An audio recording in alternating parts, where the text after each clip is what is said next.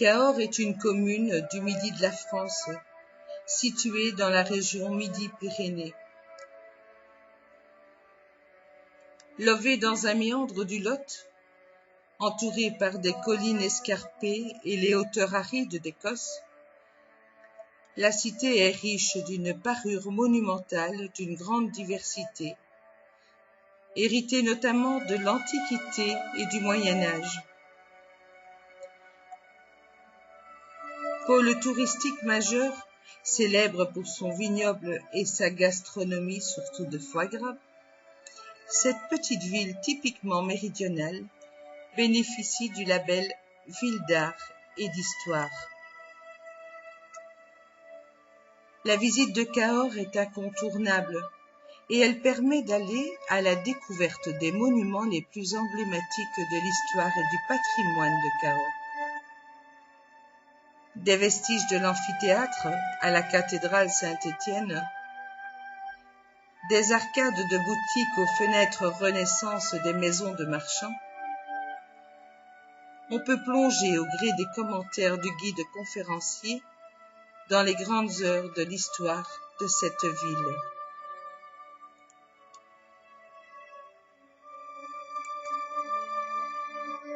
Je n'ai pas l'intention de faire un cours d'histoire, loin de moi, cette idée. Mais je tiens à parler quand même de l'horloge monumentale à Bille, qui a été offerte à la ville en 1997 sur la place Sainte-Ursice. Vous la verrez dans peu de temps.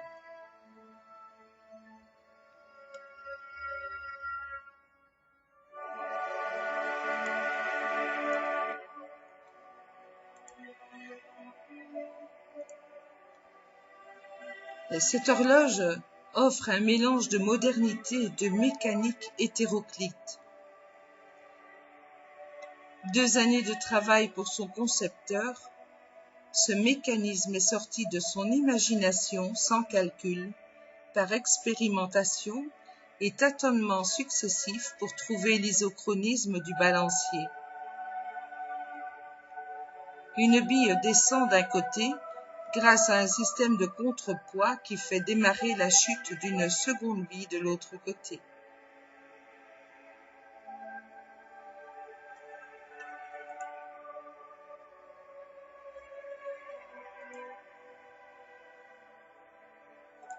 En tout, 54 boules de flipper de 80 grammes chacune font tourner l'horloge. Un balancier très lent et très lourd dépose 30 cm plus bas les billes. C'est cette chute qui donne de l'énergie à l'horloge. Elle est réglée pour qu'un balancement soit complet toutes les 15 secondes. Les mécanismes qui font tourner les aiguilles n'ont besoin que de l'énergie cinétique des billes qui sont remontées du bas par un moteur électrique.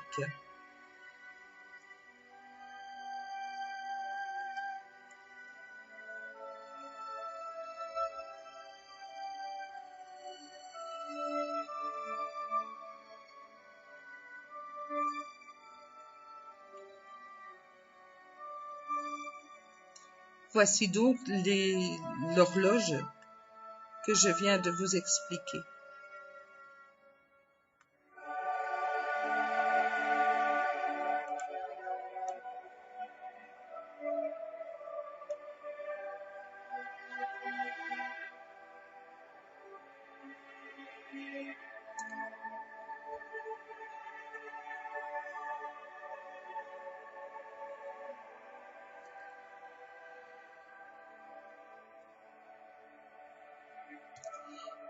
La cathédrale Saint-Étienne est une cathédrale catholique romaine située à Cahors.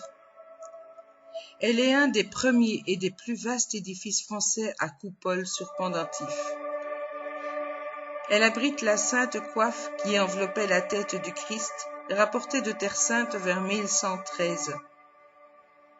Cette cathédrale romane fait l'objet d'un classement au titre des chemins de Saint-Jacques-de-Compostelle en France depuis 1998. C'est un véritable joyau architectural.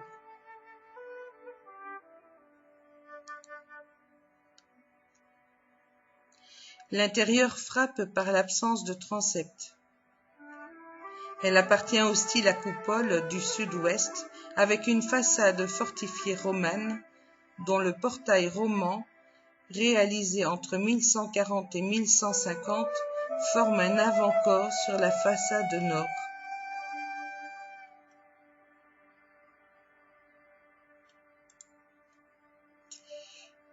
Une porte à droite du chœur permet d'accéder au cloître gothique flamboyant qui fut édifié en 1504 par l'évêque Antoine de Luzès.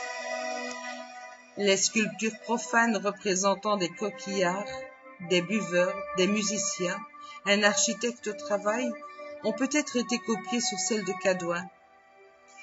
On peut voir sur une pierre carrée se disputer deux pèlerins, l'un tenant une coquille. Au nord-ouest, la Petite Vierge sous son dais de coquille est une des rares représentations religieuses épargnées par les protestants. La surface de la cour intérieure est strictement égale à la surface de la galerie qui l'entoure, illustrant ainsi la duplication du carré et le nombre racine carrée de 2 qui a fasciné mathématiciens et architectes depuis Babylone.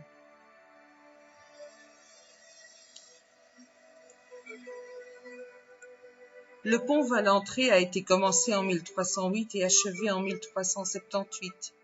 Il fit naître la légende que chaque Cadurcien se plaît à raconter. Exaspéré par la lenteur des travaux, le maître d'œuvre signe un pacte avec le diable. Selon les termes de ce contrat, Satan mettrait tout son pouvoir au service de la construction, et s'il exécute tous les ordres, il lui abandonnera son âme en paiement. Le pont s'élève avec rapidité, les travaux s'achèvent, le contrat arrive à son terme. Pour sauver son âme, car il ne tient pas à finir ses jours en enfer, le maître d'œuvre demande au diable d'aller chercher de l'eau à la source de Chartreux pour ses ouvriers avec un crible. Satan revint naturellement bredouille, l'exercice étant impossible, et perdit son marché.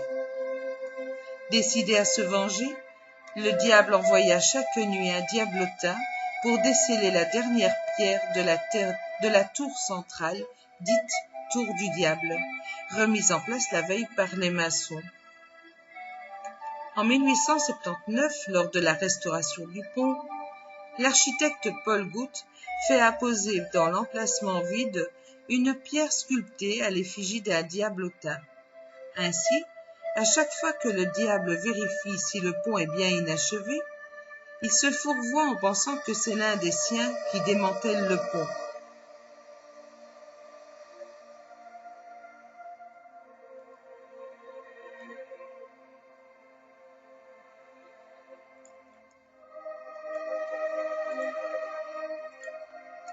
À Cahors, nous avons fait une excursion en bateau. Les paysages sont de toute beauté ainsi que la vue sur la ville. Que ce soit le vieux Cahors ou Cahors même, ce lieu est magnifique. Je vous conseille de le visiter, vous serez enchantés de votre visite.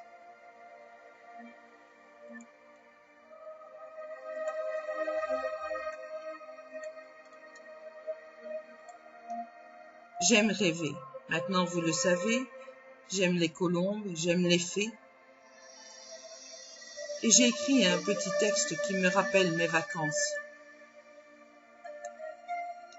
Imaginez-vous dans une ville, vous promenant sur une allée aménagée où le soleil se donne à cœur joie, où les oiseaux chantent à pleine voix.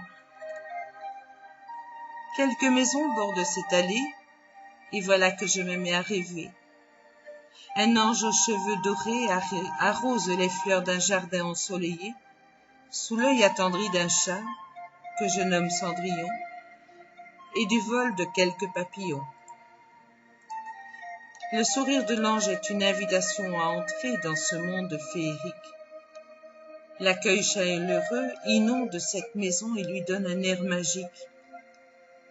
Des angelots protègent cette demeure, la porte est grande ouverte pour le repos du passant, du voyageur, en quête de paix, de douceur, de découverte. C'est un endroit où chacun aimerait s'y réfugier. Il dégage tant de chaleur, tant d'amitié. Est-ce un rêve? Est-ce une réalité? Le miracle existe quand on se met à rêver. Mais il faut bien revenir sur terre et ne pas se perdre en chimères. Je laisse Cendrillon, Papillon et Ange sur cette belle place blanche pour poursuivre mon voyage. Mais je n'oublie pas l'amitié qui me lie à cette ville. Et je te remercie énormément, ma puce, pour cette amitié qu'il y a entre nous. Bisous.